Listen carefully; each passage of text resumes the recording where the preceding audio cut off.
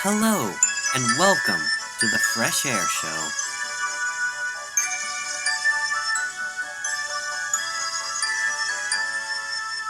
What is up, guys, and welcome to a brand new episode of the Fresh Air Show.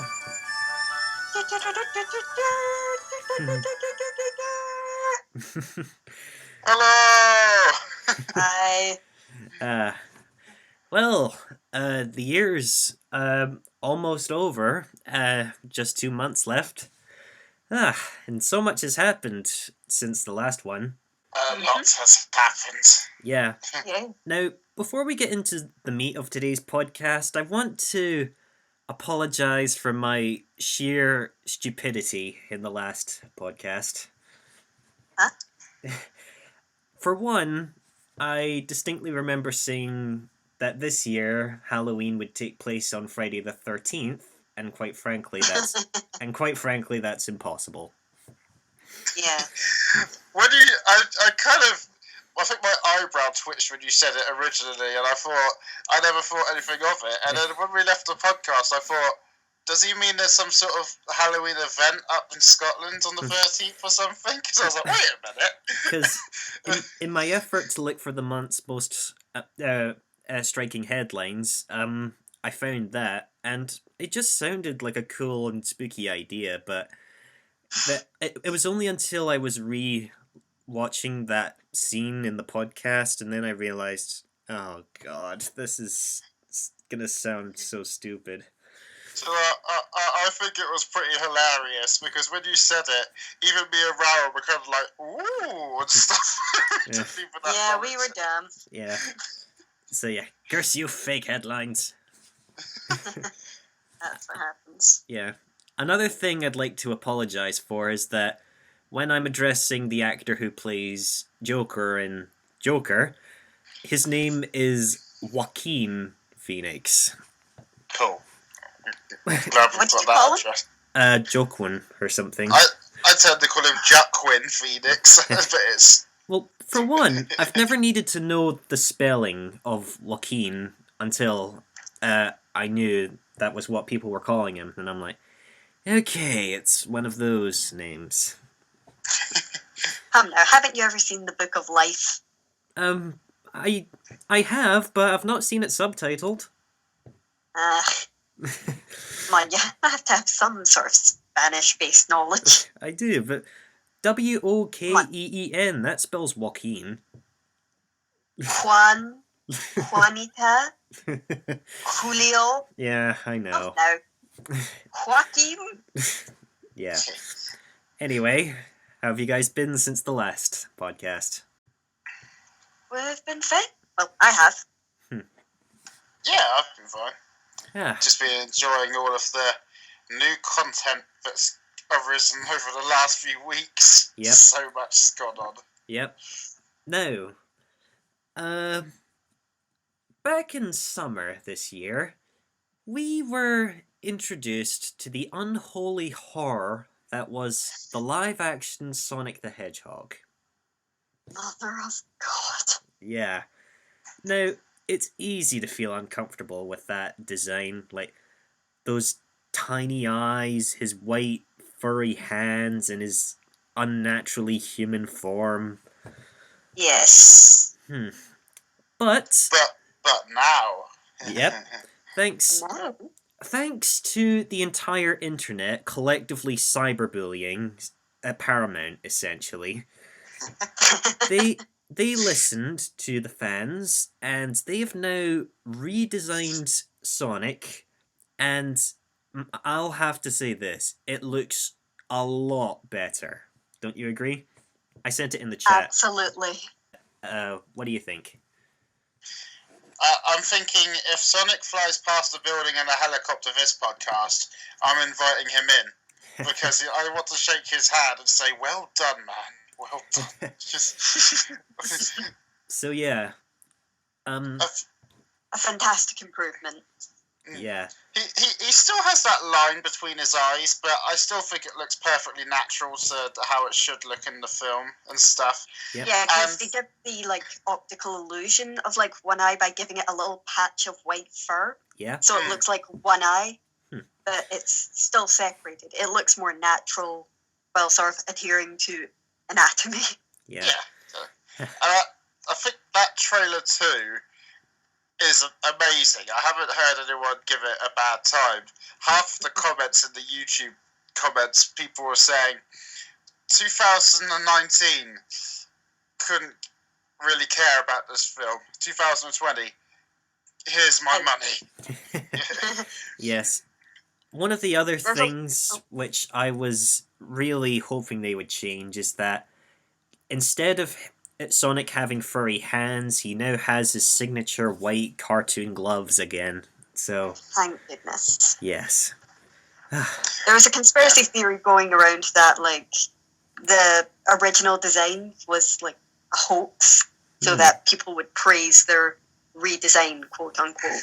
I did wonder that, but the thing is, they showed, like, you could easily say they showed about 75% of the film in the trailer, but the only reason they did it was they wanted to blow it out of the water and show how much work they've put into it and how good this film can be.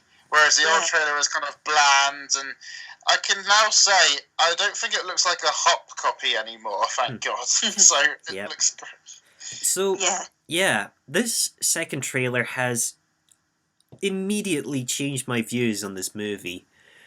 Where once I thought it was going to take the same route as Yogi Bear and Woody the Woodpecker, where the supernatural creature just so happens to share our world, but thank goodness... It's just kind of there. Yeah, but thank goodness for this trailer, they actually confirmed that Sonic does come from another planet, i.e. Mobius, first, and that he comes from another world. Taking the Sonic X route. Yeah. Exactly. And also, based on the trailer, it looks like Sonic causes a blackout and alerts people to him. It's not Eggman draining power for things like I originally thought. Unless they change it, but like... Wait, do we know the name of, like, the human other main character in this? He says Tom to the dog. Yeah. So I hear Tom's your best friend or something. Yeah. I was wondering for a second if they really were going to go full Sonic X and name him Chris. Oh, that would have been cool. So yeah, definitely a much better trailer. Like even the comedy now is definitely what I'd expect from Sonic the Hedgehog. Like, and now thanks to his new redesign, he actually looks like he can deliver. Because he looks more semi-cartoony. Like he can pull off funny scenes. So, now I'm on board. I want to point out to people who listen to this, if you're gonna look up his new design, go to the YouTube trailer, because the image, like Dan's got it up here for us, doesn't really do it justice. He looks a bit too cartoony in that image, but if you go to the trailer, it looks so much better than how it used to look. So, Yep. So, yeah, think about this. We collectively cyberbullied an entire company to redesign a movie character. I think it's about time that we did, to be honest, because they need to learn to do the characters they're doing movies about justice. Like, Detective Pikachu's been the closest thing we've had to that in recent times. You look at stuff like the Yogi Bear movie or the Alvin and the Chipmunks movie, or, you know, like I've said before, the whole, let's drop them in New York and see what happens. It just doesn't, it's just getting bland. Yeah. But now it seems like writers are waking up, which will lead me on to the one I'm going to bring up after this. Yeah. Which is awesome. So, yeah, I am impressed that the internet has sort of rallied to do this, but at the same time, it does have me concerned about what else the internet could be capable of. Like, this could be like the start of like insane like movie trends. Like, say, make this character look like this, and Don't you dare think about putting in another fart joke. Which even Detective Pikachu was guilty of. So I'm actually curious to know if Sonic will go without any fart jokes or disgusting things, like maybe Sonic goes to the toilet or something. Just something. Well, technically, Detective Pikachu didn't really have any, poop. Toilet humor. Yeah. The only thing we had was him on Tim's shoulder, and he goes silent but deadly. Sorry, and that's the only thing they had. Yeah, they just. Well, I still counted it. Yeah, they just mentioned like, this atmosphere. It's really tense here, and Pikachu's like, oh no, that was just my tummy. It's just I get gassy from the coffee. Like, they just mention stuff like that. Yeah, nothing vulgar on screen or anything like that, which is good. Mm-hmm. Yeah. You're listening to The Fresh Air Show. So, let's go into the thing that everybody's been talking about since Tuesday, which is The Mandalorian on Disney+. Now, I'm going to have to say, I won't be doing any spoilers, obviously, because I imagine you two haven't seen it. Nope. Have you managed to avoid spoilers continuously? You don't know anything? I've somehow managed to avoid the trailer. Sorry, Dudley. Well, before I go into it, what are your thoughts on a Star Wars TV show that is on Disney Plus with the budget of $12.5 million per episode? Just to point that out. Yeesh. It sounds expensive, and considering what they can accomplish within an hour and a half, then my goodness. What about you, Rowan? What's your take on recent Star Wars movies and what have you? Or I don't really watch Star Wars, and I haven't really been looking at this Disney Plus stuff, so okay. I do not know enough about it to give an opinion. Sorry. That's okay. Well, basically, I sat down on Tuesday to watch The Mandalorian because I heard it's basically, it's a character who's a lot like Boba Fett, basically, which is why he's called The Mandalorian. And I found out Disney Plus isn't actually out until March in the UK, but it's out everywhere in America. Yeah. So I've been hearing bits and bobs on YouTube here and there, and I just want to say, basically, that it's like Star Wars has gone full circle. It's gone how good it was when it first came out. There's been some issues with The Last Jedi and stuff like that, but from what I've seen of Mandalorian, it's the best stuff that's come out in a long time. It is very good. Like, if you liked Rogue One, then it's kind of like it's got that sort of dark tone to it.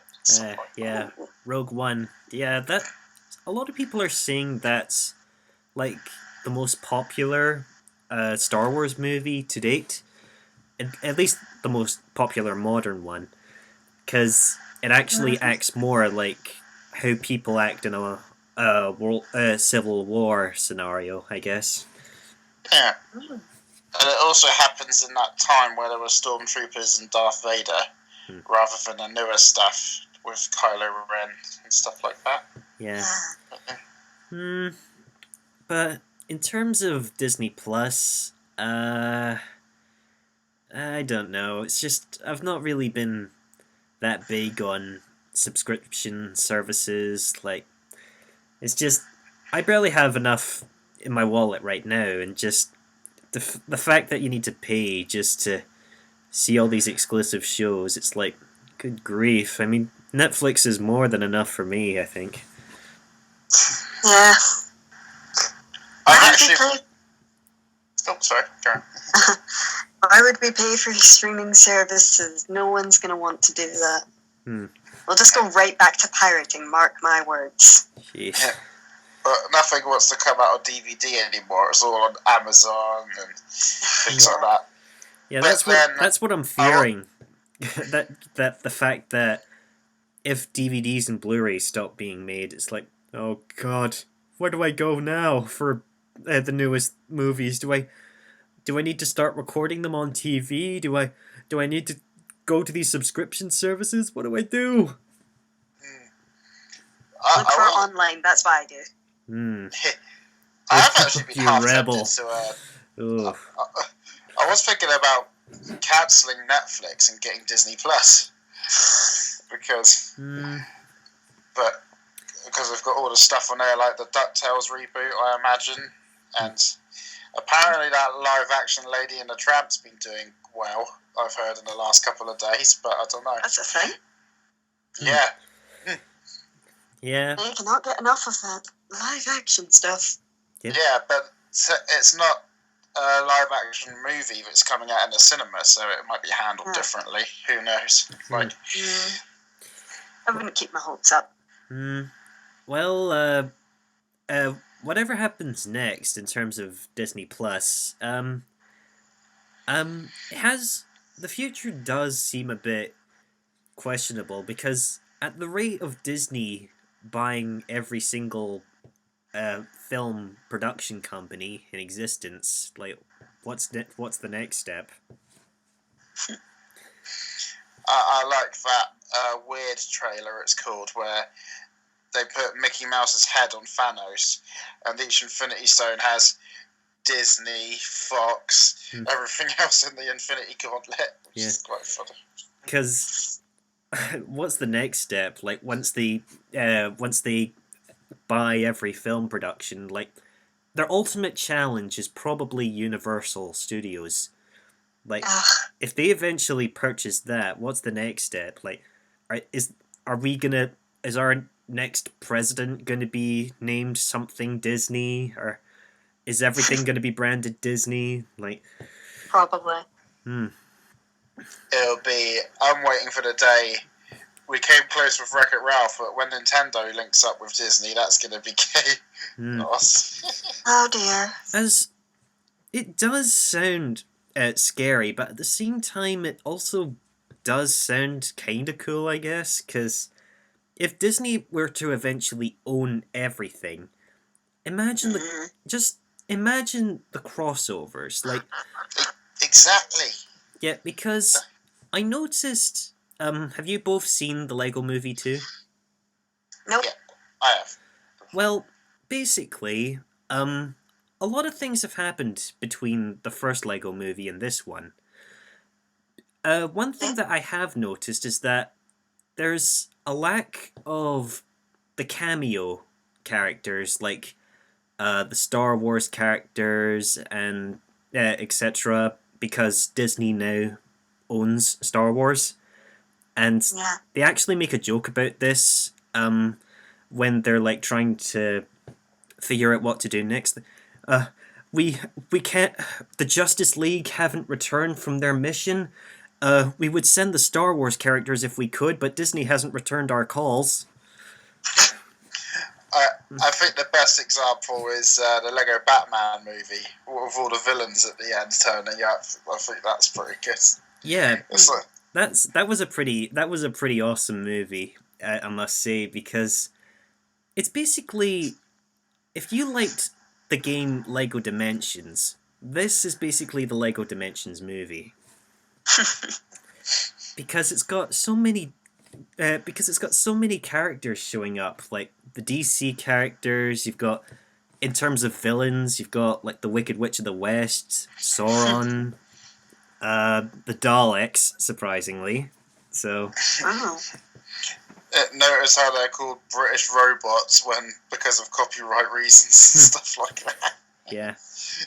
So, yeah, I'm definitely conflicted about the future of Disney, but whatever happens, at least now, DVDs are still being produced and Blu-rays are still being produced, so I'm happy.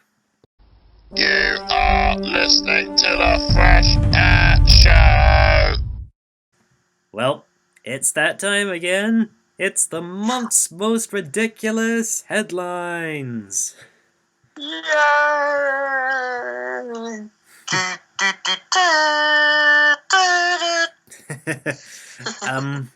That's a copyrighted run, but I'll accept it. Alright. In this month's news, a Hong Kong protester has been arrested for using a giant spoon against water gun vehicles. Excuse me? So, apparently there were a bunch of protesters in Hong Kong, and one of the ways that police units tend to deal with protesters is like they bring in like these large vehicles with like giant water cannons on the top to sort of shoo them away. And I've seen quite a few videos of people being sprayed by them, and they are pretty powerful. They're powerful enough to blast you off your feet. And so Yikes. apparently this guy used a giant metal spoon to like deflect every blast, like. Oh, that makes sense, because have you ever tried washing a spoon under the tap? Yeah, It's like a fan of water. yeah. So, yeah, theoretically, that would work. I just picture a load of protesters dressed like the Tick going, spoon! I've not seen the Tick, but I can picture that. I can just picture. I've seen the gif of that several times. Yeah, same. That's all I know about it. Just that he goes, spoon! Yeah. My biggest question is, where did he get the spoon from?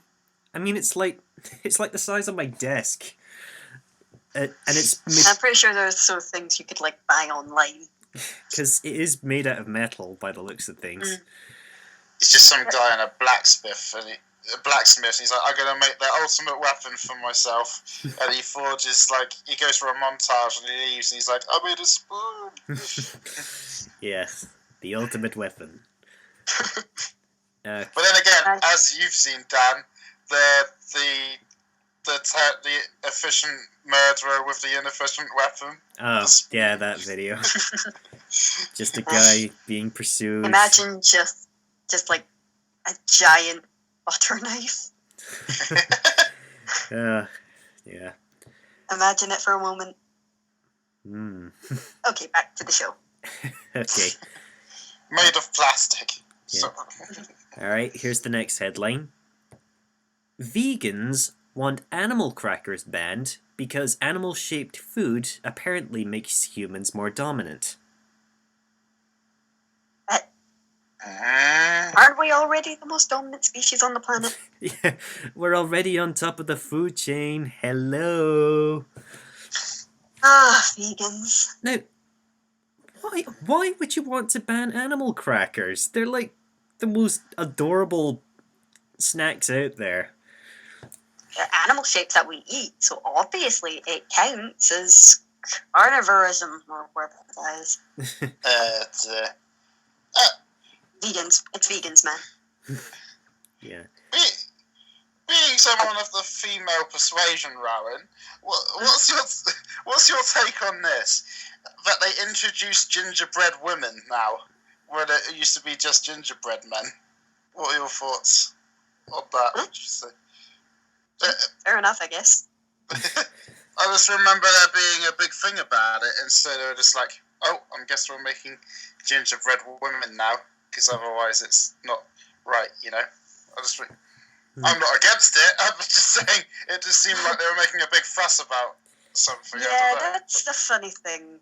Like, it's just what we never really thought about much, just because that's the way it was. It's suddenly becoming a big thing. Like, either things that are separated into male and female, things that shouldn't be separated, like body washes and shampoos, or things that should be separated into male and female things, like gingerbread men and women. Mm. Yeah. It's a really complicated thing these days, and you cannot talk about it without someone kicking up a fuss about it in one way or another. Like, we should, we shouldn't, or just not give a hoot. Now, I'm all right. Yeah. Now, Granted, I'm in the UK. I don't think I've ever seen like that our equivalent to animal crackers, but I can still imagine what they're like. Now, turning food into fun shapes, that's basically the best way a kid can eat something. I mean, do you remember turkey dinosaurs? I was about to say that they're amazing. They still taste amazing. Yeah. You see, that's more exciting than, say, a McNugget, where now granted they only have four fun shapes, but they're more defined, I guess. Because kids love dinosaurs and animals, so naturally, when you make a food that looks like them, they're going to want to eat it more. Exactly. That's how you trick kids. Yeah.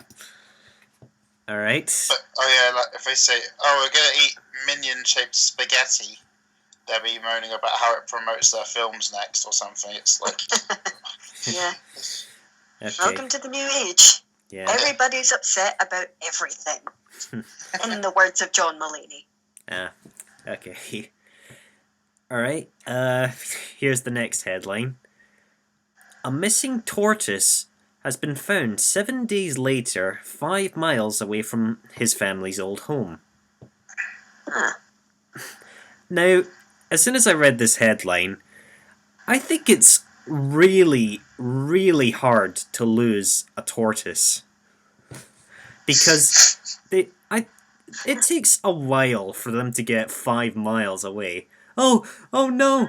Where's my tortoise? Where's Crush? Like, oh, there you are. tortoises are so slow. They're really slow at being found, apparently. Apparently. 5 Only because miles. nobody pays attention to where tortoises are going. Like you see it going out the door and you're like, it probably won't get far. I'll just turn my back for a few minutes. And then they never turn back around, so nobody's there to see the turtle go out the front gate and down the road and then oopsie daisy. Yeah, I just found that pretty funny. Um, like, like imagine if that tortoise had a police escort him home. Like, don't worry, hun. We'll be there in about 500 hours. We're bringing him home right now. And they're just slowly moving along the road behind the tortoise. Like, any day now. I want to know, unless you were living near a wood or something, how a tortoise would get around without civilians, without people seeing it going around. Like, unless it was going down all the back alleys and stuff, you're going to see a lump walking along the road. Well, I've because I've been to Africa quite a few times. We have noticed quite a few tortoises on the road in our time, and they're pretty easy to spot, despite how small they can be. And so, I'm sure if somebody spotted anything out of the ordinary, I'm sure they would stop and have a look. What do you get if you cross a cat with a tortoise? Oh no. What? A tortoise shell. That was awful. That was... wow. Okay. Alright. Speaking of animal encounters, I'm not sure if I brought this up yet, but I encountered a badger while walking the dog this month. Hmm. Dudley, are you there? Yeah, I'm there. Sorry. You're unnaturally silent there. You startled me. Whoops. I was just listening to your story. Alright, so yeah. Now, in my area, I've never seen a wild badger. But, I wouldn't blame them, because in our area, there's a lot of angry dogs out in their gardens barking their heads off, and wouldn't surprise me that they wouldn't want to be there. So, how I discovered the badger. I was walking the dog down this dark street, pretty close to the wilderness, and because my dog's off lead, because I trust him enough to be off lead, he was sort of pacing behind me a bit, trying to mark his territory, and so I look back to make sure he's keeping up, and about 5 meters behind him, I see this short, stumpy-looking creature crossing the road, and Oscar didn't even see it. He just somehow. So I knew this couldn't be a cat because I quickly made note that it had a short tail, and as soon as suddenly I thought, oh, "Is this what I think it is? Oh wait, let me see the face. This way I'll know for sure." And it was very faint, but I could definitely see the white stripes of its face. And Aww. and so yeah, I wanted to get a picture of it, but just as soon as I realized what it was, it scampered into the bushes. But I was still left with quite an amazing encounter. Like, oh my god, I saw a wild badger for the first time! Funny how we get excited about those kinds of things. Because Like, I still lose my mind when I see a ladybird. it's a change from the norm, and Yeah. suddenly you feel like a god of nature or something. Like, come here, little creatures. Hi, friends. Yeah, I tend to see a lot of foxes when I'm driving to work in the morning at 3 a.m. And then usually when I wake up and I'm going out, getting ready to go, I hear that there's an owl that just comes there at night occasionally, and it's like, Yep. you can hear it screeching. So yeah, I guess that concludes the month's headlines for this segment, guys. I'm Randy Newman, and you're listening to the Fresh Air Show. I'm Randy Newman. Now, I won't judge you if you think this, but do you two think I have a big ego? I've never thought you had an ego once. I'll be honest. Well, because I guess I kind of don't want to. I want to be remembered for something bigger than myself. I think, you know. A lot of people do. So yeah, I often strive to be pretty popular and supportive, I guess. And so recently, I had one of the most egotistical. Is that the word? Egotistical? Tell the story and I'll let you know. Alright. One of the most ego-fueled dreams I've ever had, I guess. And so, basically, I was dreaming, like, I'd won the chance to be, like, a voice actor for, like, some random anime that was just created on the spot, I guess. And, for some reason, I was voicing, like, this young adult pixie character, briefly, alongside, Karen Gillan, of all people. Jealous already. No, they're cool. Yeah, for those of you who don't know, basically, she's the woman who plays Donna Noble in Doctor Who, but to our more wider audiences, she's the one who plays Nebula in the MCU. It's not Donna Noble in Doctor Who, it's Amy. Catherine Tate plays Donna. Oh, in right. Doctor Who. Just to make sure, just to clarify. Derp moment. So yeah, for some reason, the pair of us, like, were voicing, like, these two pixie characters, like, just, and I was me, you know, she was, you know, current looking Karen Gillan, I guess, And for some reason, this dream was taking place around New Year, and everyone on the show, like part of the production and all the voice actors were like attending like this party, and I was like, oh, hey, this is pretty cool. Is this how all voice acting sessions end? And for some reason, Rowan Atkinson was there also, and for some reason, live action Mr. Bean was there as well. Like, like you had out of character Rowan Atkinson and in character Mr. Bean. Like, for some reason, like it was almost like they were a double act and they were just there. You know, I just. So it was pretty strange, but I just accepted it because, yay, I know these guys. They were pretty popular in my childhood. And they were...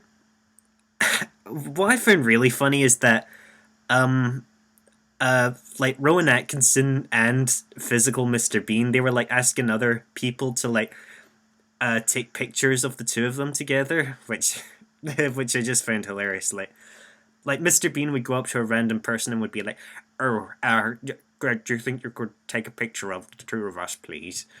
And you know, just the two of them, like Rowan Atkinson would just be like his casual stern look, and Mr. Bean would pull off like this ridiculous face, etc. I just found that funny because they're the same person if you haven't been paying attention. And so eventually my family arrives at this party as well, and eventually this dance happens, and I wound up dancing with Karen Gillian, but don't ask, that's just what happened. And so,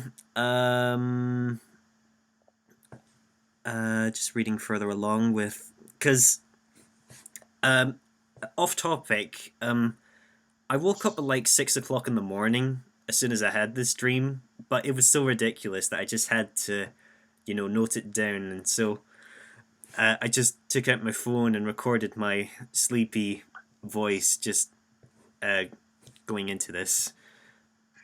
So anyway, back to the dream. So there's like this big screen where everyone's watching like the debut of this show, and for some reason it starts off with the current Pokemon Sun and Moon anime theme. Like, apparently that just filled in the gaps. And eventually we all sat down to see the episode in action. And I finally saw my character for the first time, and I was like, God, wow, I look pretty hot. You know, just, it's out there. So I remember looking up at the screen, and I looked like this. I had like this sort of adult face and had like grey hair, and my hair was also done in like these long sort of antenna looking things. And so yeah, I thought I looked pretty good, but for some reason Karen, her character did look pretty cute, but I remember her complaining that she wasn't happy at the fact that her character had like green hair or something, and she was like complaining to the producers about it. Like, what is the meaning of this? Why didn't you keep it the way I wanted it? And so the episode eventually ends, and eventually it comes to like this Happy New Year announcement, and as it counts down from 5, 4, 3, 2, 1, that's when I woke up. So, yeah, I thought, good grief, is that what my future's gonna be like? I think it sounds pretty cool, to be fair. So, it was one of the most, I'm not gonna lie, it was a pretty amazing dream. But I just think, does that mean that my ego is showing? I think it just shows what your aspects alike. Like if you dream about your dream job and who you'd like to work with and things like that, and what like I'd love to voice act some people and work with characters like Karen Gillan and stuff like that. And like it's only egotistic if you go around boasting about it. If you're egotistical. I don't know why I thought this is an example, but Jafar is egotistical. Like he's out for himself and he wants everyone to like him. That's what egotistical. But I want to say you're a really good person, Dan, and you've never come across as egotistical. So right, okay, so yeah, that was my dream that came up recently. So, any other dream stories we'd like to bring up? I had a nightmare yesterday morning. Huh? Have either of you seen Breaking Bad all the way through? Nope, I've not even dived into it yet. Okay, let's just say in the last episode there are these two really horrible people. And basically, the whole idea of the dream was we owed them money, and they were basically out to kill me and some of my family members. Jeez. It was like the whole time through the dream, I'm trying to negotiate with them to make them see reason, and eventually, I actually somehow managed to win these guys over. That would never work in the show, but it felt like. It felt like I'd run a marathon with my mouth, but in my dream. And when I woke up, I was like, geez, that was a flipping chore trying to manage that dream. Trying to make it go the way I wanted it to. Jeez. So Brown, did you have any dreams or nightmares lately? No, not really. Well, I usually tend to forget them right as I wake up, and then gradually remember them, only to forget them the next day. So, I think keeping a note of your dreams was I remember that was one of the steps that could teach you how to lucid dream. Like, if you note down similar events, you could be aware of how to know which is a dream. But I remember having a pretty terrifying nightmare. Thanks to me officially playing Bendy and the Ink Machine on the Nintendo Switch for the first time. Yeah. Now, because I've seen Let's Plays of the game all the way through online already, I sort of knew to expect that, yeah, this character looks like that, oh, I know to expect a scare here. But for some reason, a while back, I had this nightmare where I was in one of my family members' houses. I'm not going to say which one. But for some reason, the one person who I knew was there had taken on the form of the projectionist monster. And I was in the situation of, oh god, they're going to find me. But I still recognized the projectionist monster as one of my family members who's been consumed by the ink, So that was a pretty terrifying thought. So every turn or dark area, I would be like, oh god, please don't show up, please. And because the projectionist monster in Bendy and the Ink Machine, it's got this mechanic where basically it's got this projector thing for a head, and when it gets near, you know it's near because it's got that little flashing light that sort of screens the movie, I guess. And so anytime I would see that flickering light, I would be like, oh god, they're here.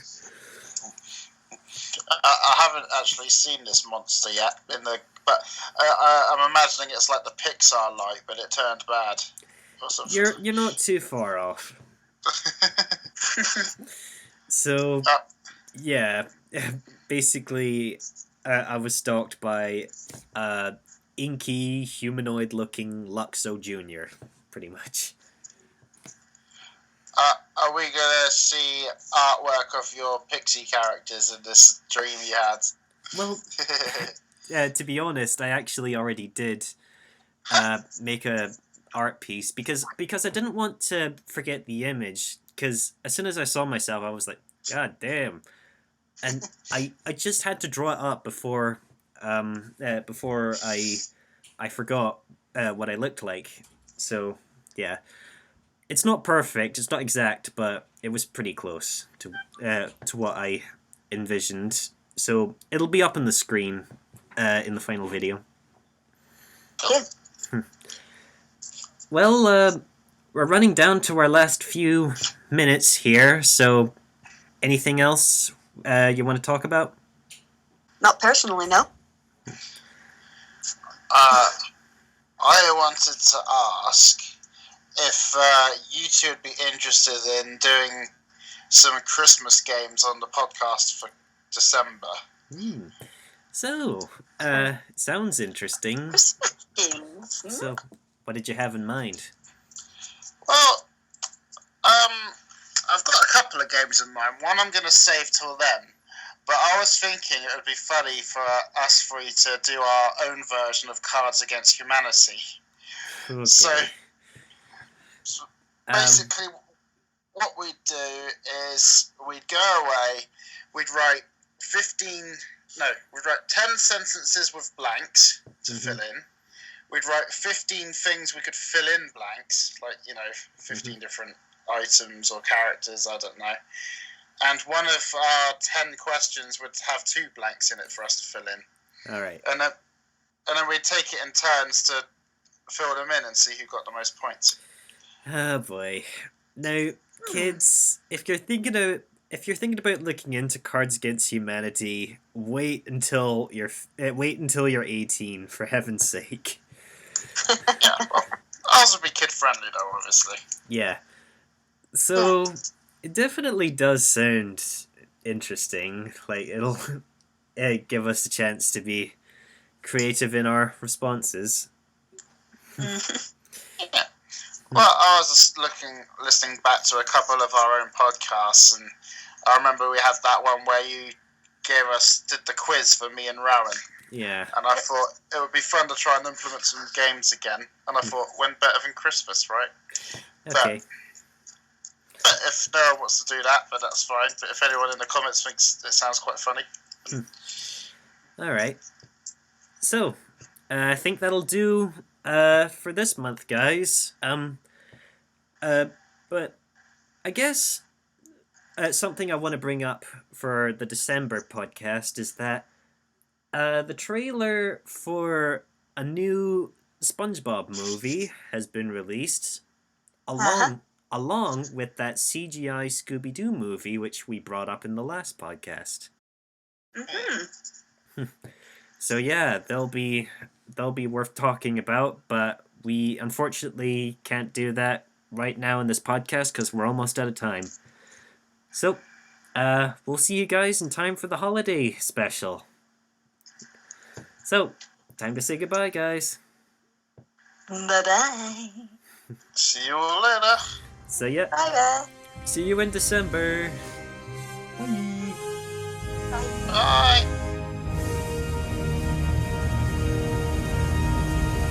You have been listening to The Fresh Air Show. Leave a comment down below or email Fresh Powder. See you next month for a whole new slew of content. I'm talking really fast right now because it's what they do at the end of the radio shows.